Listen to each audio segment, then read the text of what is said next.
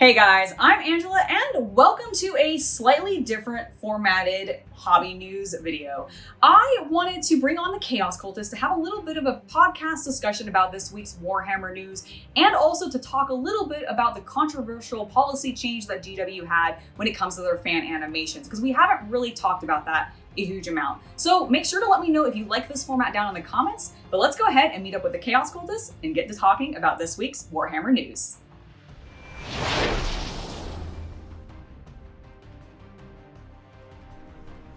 Welcome to Hobby Night Talks.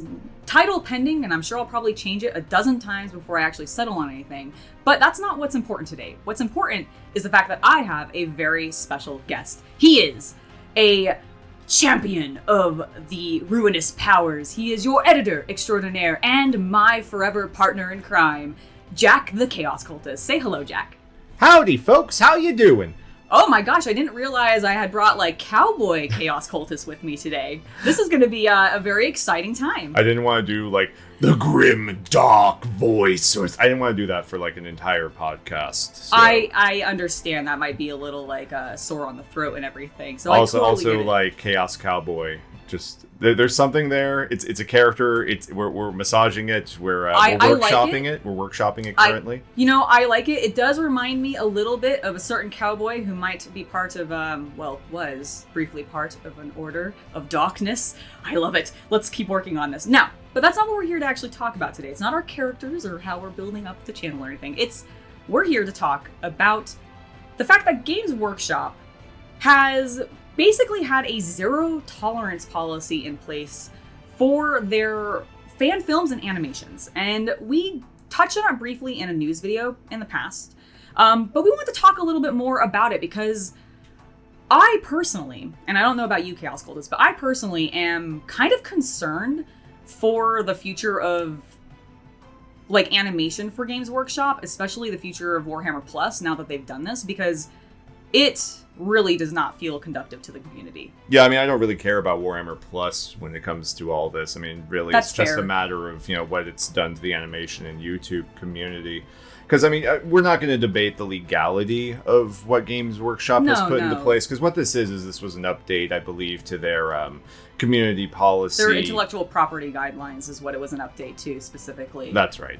And this was sort of in preparation for Warhammer Plus launching next month in September, I think. Which I had originally thought was really cool because I liked that they were actually bringing in community members and doing stuff with them. And now I feel like all they've done with this new policy update is shot that in the foot. And really burned a lot of their community goodwill because it's really negatively impacted everyone who's been making fan films and doing all of this stuff for Games Workshop, not really for Games Workshop, but as a celebration of Games Workshop's product because they love it so much. And now it just seems like it's being stomped on. It's true because, so it's a very unusual way to take it because on one hand, they are, it comes back to the legally, can they do this? Yes. Of course. Is it going to encourage people to subscribe to their new service? I don't think so either, because as you and I sort of talked about in private before this, right?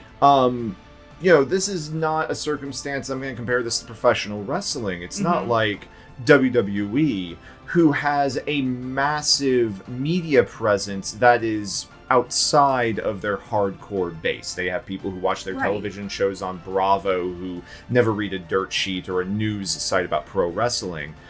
And they've alienated their fans quite a bit in the last 5 to 10 years.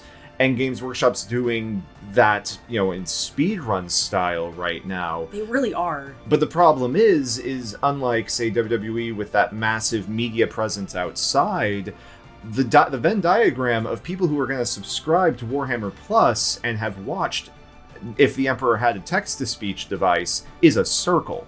Yeah, I don't think you're going to find anybody who was actually interested in that service that hadn't seen something like TTS or other fan-made projects who are now going to look at it and go, well, you've kind of ruined and the people that we've been following who maybe even got us into this hobby in the first place.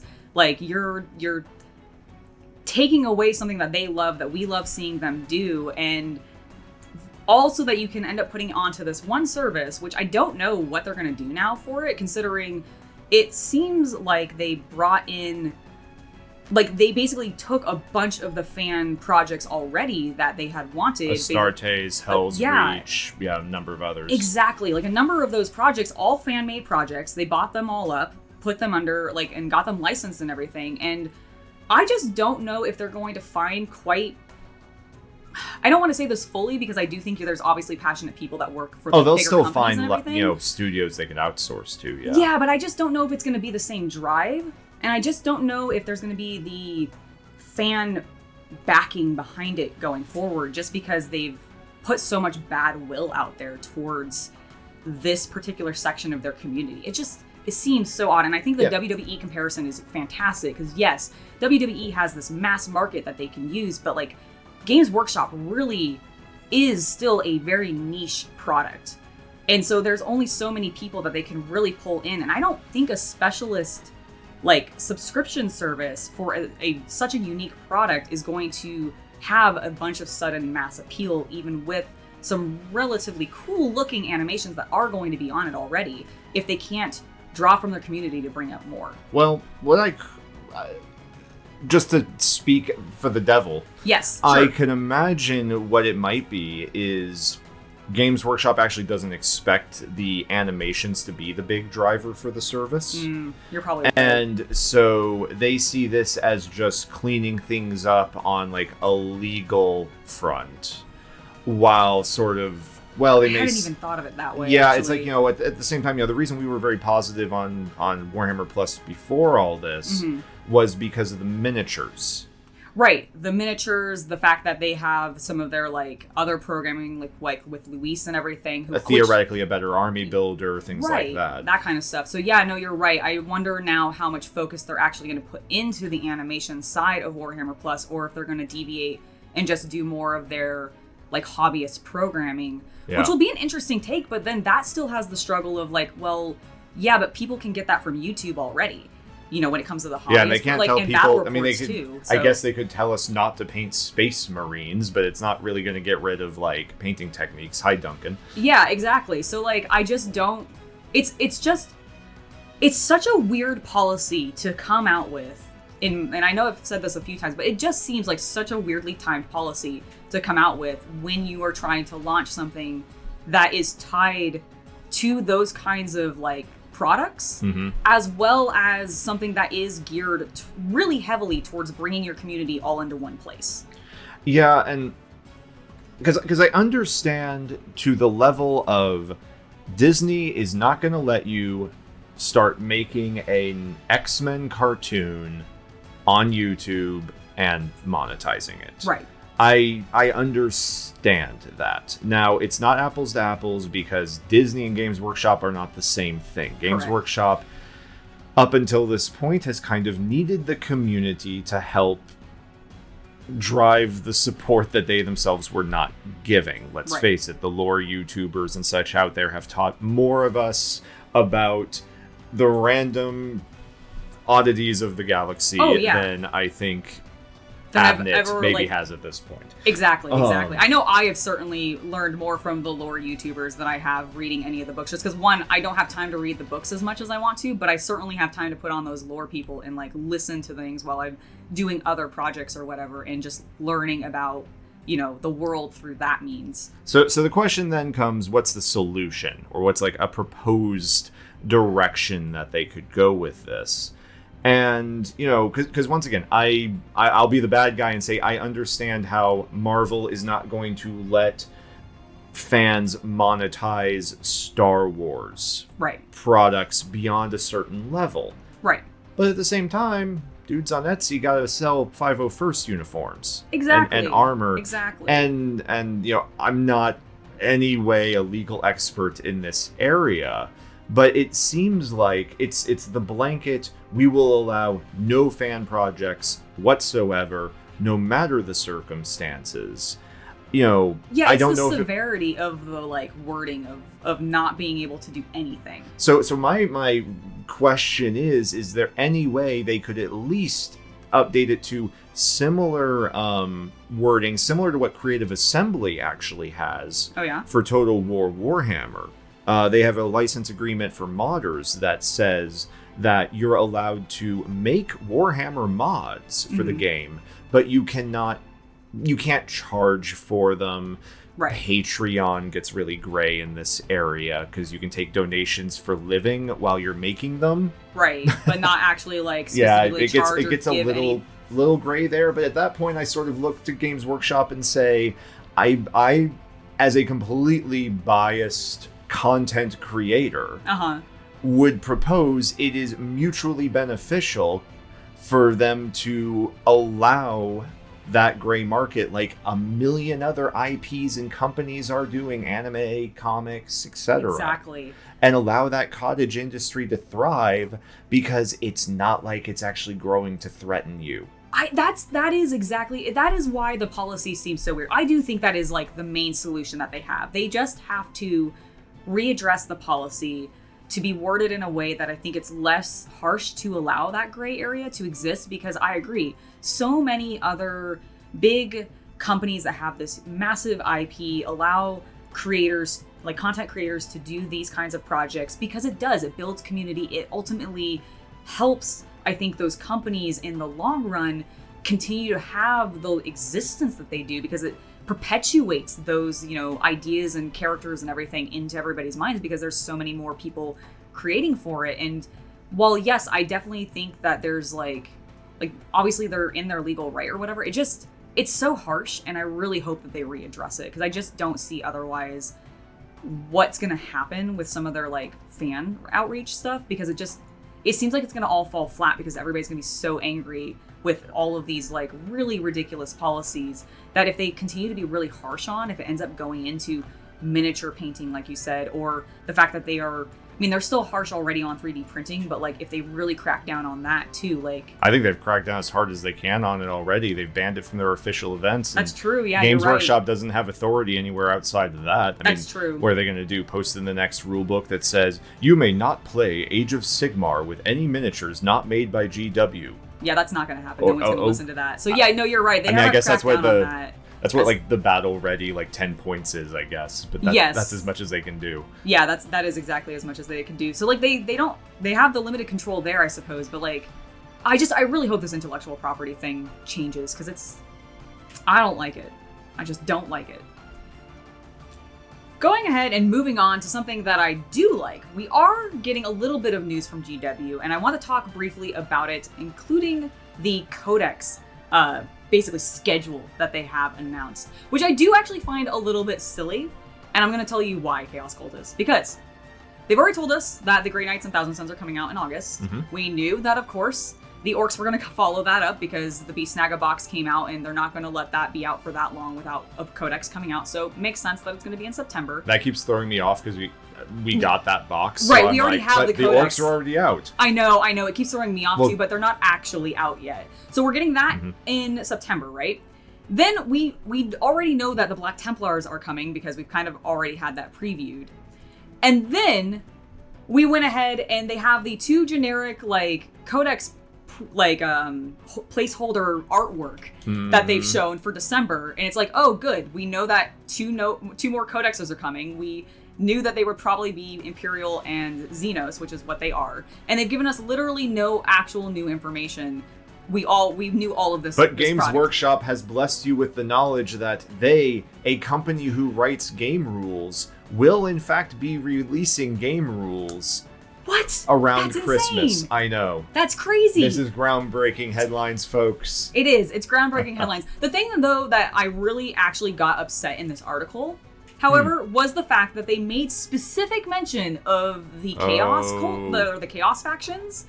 And they're like, don't worry, we see that you don't see that there's any chaos here. They're coming in 2022. And I'm just sitting there going, okay, are you telling me that you're not actually going to have updated rules that give the Chaos Marines 2 wounds like the gosh darn Space Marines until 2022, making them wait basically like a year and a half or so, I believe. Hasn't it been longer than that?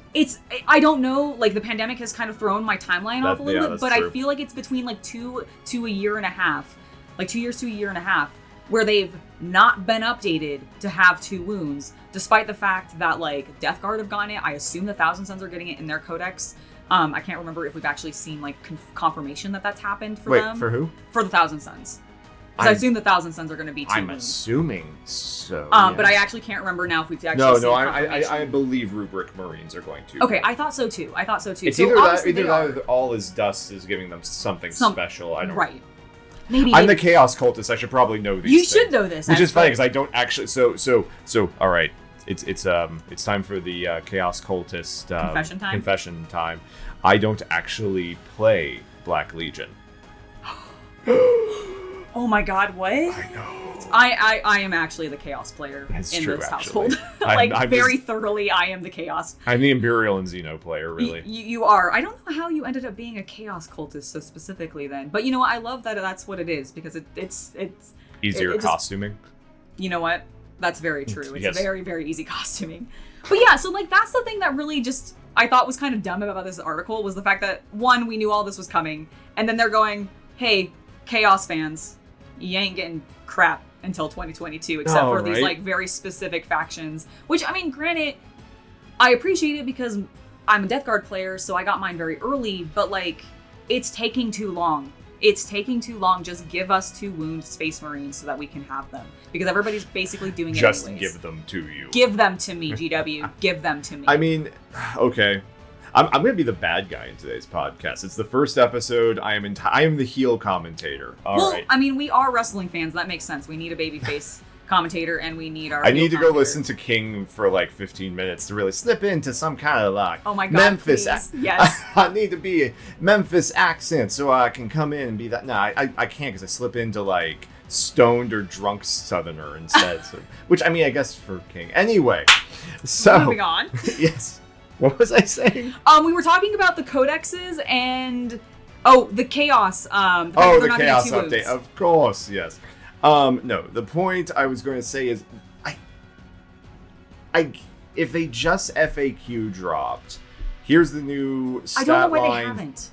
Huh? I don't know why they haven't. I feel like because to do that, they would then have to rebalance the entire book, which actually requires a full update. Now, why that hasn't gotten priority over Warzone Octarius Mark IV or whatever, that's its own bloody problem. Yeah, I have no idea. Because, like, and here's the thing. Yeah. I know COVID and everything has delayed things, but God, yes. How has Black Legion...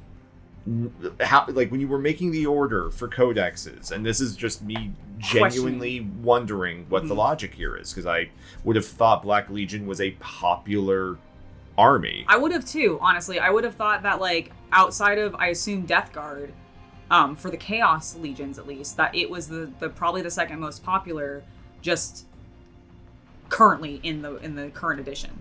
Yeah, I mean, like, why Grey Knights and Thousand Sons before Black Legion? Because Orks makes sense because they had a whole miniature line for that. Right.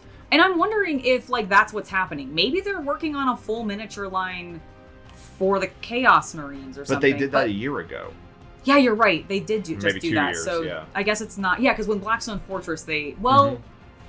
Were they only in Blackstone Fortress, though? No, because they were No, they also did, in the set with the Phobos Marines. You're right. They did release them elsewhere. My picture right now then. is literally from that set, I think. Okay, awesome. Yeah, well then I don't know. I don't know why they wouldn't just prioritize them, because I would have thought that they would have been a very popular faction. Maybe I'm wrong. Maybe the Black Legion just isn't as big as it used to be. Do you want like a wild theory? Sure.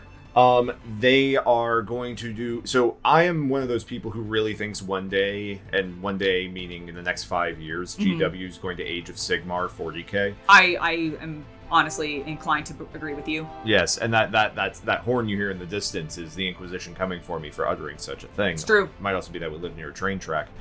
But what I am wondering is if they are going to be doing some kind of major, like, upheaval to them to make them very different from like their old form. I could see that. But then again, why would... But the Thousand Sons aren't that different. They're coming out now. That's true. That's the weird thing is like, I mean, don't get me wrong, I'm really glad the Thousand Sons are getting a book. Me too. I love the Egyptian boys. But like, it does just really seem weird that Chaos isn't getting any other focus until 2022.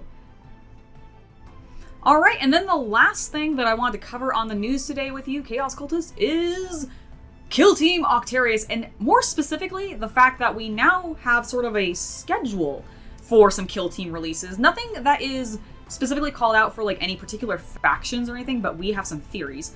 But basically that every 3 months, seemingly, we're going to be getting a new setting, new models, and a new kill zone, which I'm actually very interested in because I think this is a way for GW to start producing new models for kits for 40k that have been severely neglected, that they don't want to like end up doing like full army releases for. But like, for example, in the article that they had, they showed a picture of the warriors for the Eldar. Guardians. Or the Guardians, sorry. The Guardians for the Eldar, and I'm wondering if that means we're going to be getting a new like Guardians kit. I mean, that would be amazing. I got into Warhammer a redacted number of years ago, and that kit was around then. The same plastic Guardians kit that lasts until this day. And I think it blew my mind when you told me that. That is crazy. I would not be surprised if it is the oldest plastic kit still on the line. Which is bonkers. So, like, yeah, I'm wondering, does this mean we're getting new Eldar? I think so. Like, do you think it's going to be in the same way? So, with Octarius, with the Kill Team Octarius set, the Krieg and Commando, or Commandos that are coming in it, are going to have the options to basically build them either normal or as the specialists that they show off specifically in Kill Team. I'm wondering if that's what they're going to be. That's why I suspect that they're doing this, like, update to some models, is because, like, if they're going to just be putting in full kits to all of these Kill Team box sets, and the assumption is that they're going to be doing, like, paired factions each time that they do it. So, like, we got Orks and the Krieg for this next one. I'm going to make an assumption that Eldar and somebody else will maybe be the first one that's coming out in October. Like, whatever that new setting will be, maybe it'll be for that. So what I'm not entirely clear on yet is they say new setting, new models, new kill zone for each quarter. Right. Does that mean they are going to come out with like a big $200 box each quarter? Or is it going... My reading of it originally was going to be new setting means new book. You get one new book. I was taking it as a box set. It might be. It very well might be. My interpretation, and... You're probably right, because the single box is probably cheaper for them to produce and allows them to do more of their order it now. Right. We will print it because they've done this. They're doing this entire. If you order it this weekend, we guarantee you'll get the box. Which I'm going to be very curious to see if that actually is successful. Because if it is, then I have high hopes for it. It's still FOMO. It's still a bit of FOMO. It is still a bit of FOMO, but it's better. Mm-hmm. I feel like then dealing with how, like, basically, I think it helps with the scalpers and everything. In the same way that, like, toy companies do this as well. Because you and I were actually talking about this a little bit, where, like, Hasbro has a specific website to go, say, buy the Marvel Legends collection. Yeah. And they're, like, kickstarting them, essentially, in essence, and then producing a little bit extra on top of that. But that is allowing all the, like, the collectors and people who really want it to get stuff. And this kind of feels like that approach. See, my concern with that, however, is that those are collectors... like figures kind of things. Right. These are elements for a game that is meant to be, purchasable by a mom at Christmas for kids, or for the dude who is into Warhammer but is not listening to this podcast. Right. And walks into a store every 2 months. That is true. Like, it's like, I want to be able to support those people, and maybe those people don't exist in the hobby. Maybe that's the anymore. problem. I don't know. I feel like they probably do, though. I definitely know. I think the mothers do exist. I do see your point. That is kind mothers do, in fact, exist. You heard it here first on Hobby Night, ladies and gentlemen. I more meant, like, I as a person who works in a game store, I definitely see mothers and fathers coming in who, like, have kids who are interested in Games Workshop products as a line to get into, but have no idea what they're doing, and these are good introductory sets to, like, guide them towards. So I definitely see your point there. Because I was almost going to say, I was going to counter it a little bit and go, well, Yes, but GW also probably acknowledges to a certain extent that a lot of their products do get bought up by people who are purely doing it to collect. Like, I mean, we are guilty of that ourselves, where, like... What? How dare you? We like to buy things because they're cool looking, even if we can't necessarily get to them immediately or enjoy them as they are the popular new thing that GW is focusing on. So I do wonder if they are trying to treat it almost like a collector thing because their models have become... I hope not. I hope not too. But it's an interesting system that they're trying. But yeah, no, I really thought the settings were going to be the box sets. I do see your point though, because they've done other like paper, like book updates and everything for rules, if they're going to be doing that too. Mm-hmm. And instead just coming out with model, like new kits a la, say, Warcry, where you still get a full, complete multi-part That's what I'm kit. expecting. Okay, that makes a little bit more sense than I think. Because think about it like the Guardians thing. I don't want Guardians are a unit that if you're an Eldar player, you actually want a few of. Yeah. So one kill team box ain't gonna help you. No, you're right. And I'm really hoping that what they're doing is they're just gonna come out with them solo. Yeah. Instead of... Because I'm worried, how long are we going to have to wait for the Krieg or Commando box now? That's true. I do not know how long that's going to take. And that's what I'm hoping, and why I don't really like the idea of the made-to-order boxes. Because I admit, for you and I, and for the hardcore, we're going to pre-order folk... Right. Yeah, it's a great deal there. Right. But as soon as I'm thinking, like, oh... one day I'd like to rebuild my Eldar army from my childhood, but I'm not going to buy 3 massive kill team boxes just to get 3 Guardian squads. Yeah, exactly. No, I kind of agree. And also, like, to further, I think, like, validate your point of, I do think what you're talking about. I don't need that much terrain. I think the kill zones are terrain. Well, the kill zones are going to be terrain, and also, these are spanning over, like, these are quarterly or, like, every 3 months or whatever. They're not going to want to put out that much kill team product when they're also going to want to still be supporting Warcry, Age of Sigmar, base 40k, base. And then also Necromunda. I was blanking entirely on Necromunda's name for a second. So they do have enough other product lines. Aeronautica. Screw you, Aeronautica. Sorry, I forgot. And Blood Bowl, apparently. Both of you. Wow. I feel so bad now. Actually, I love Blood Bowl.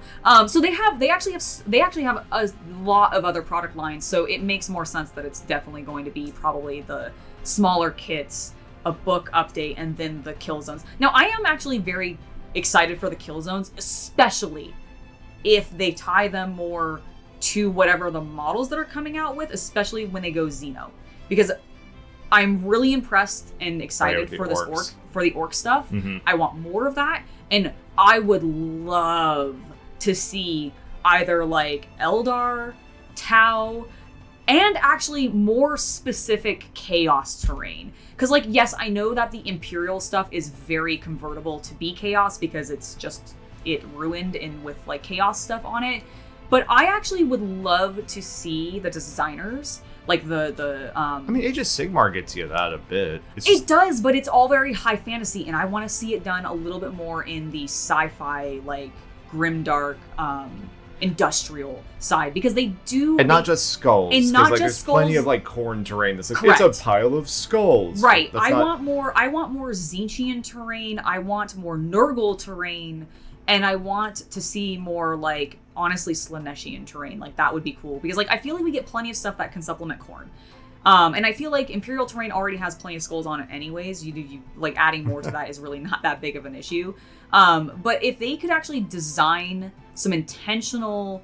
In the same way that, like, the Death Guard have that one terrain piece that, like, no one ever uses. I've never heard of anybody actually using it in-game. But it looks really cool. I want to see more... Furnace, the furnace, yeah, exactly. I want to see that kind of chaosy terrain.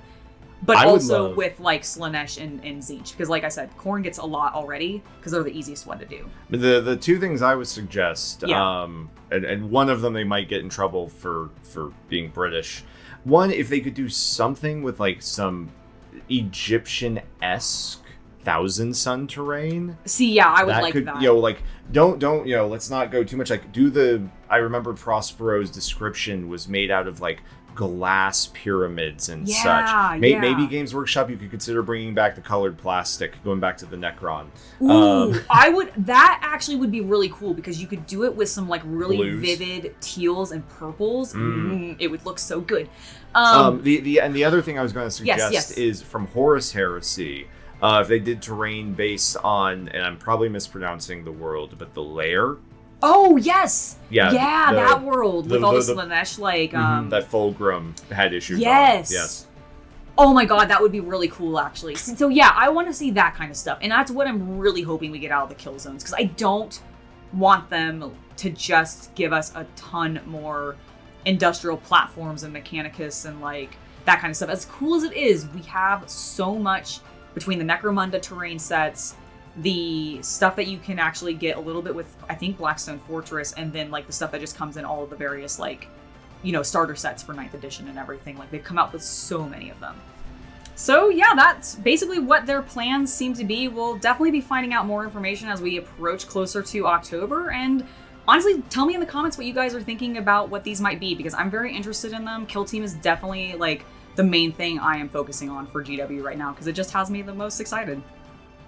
All right, that has been it for this new format that we're trying out for the Warhammer news. Let me know down in the comments if you liked this. It was definitely really fun for us to film, a little bit more active. I want to try to have additional guests and everything on the channel to sort of start discussing things and do a little bit more of a podcast sort of format. Thank you very much to Chaos Cultist Jack for joining me. Oh, thank you for having me. Absolutely, it was wonderful to have you. And I also wanted to give a huge shout out to my patrons for supporting us on Patreon, where if you'd like to support me as well, you can find a link in the description below. But you guys are awesome. You guys are making it so that this kind of stuff can happen, and I very, very much appreciate it.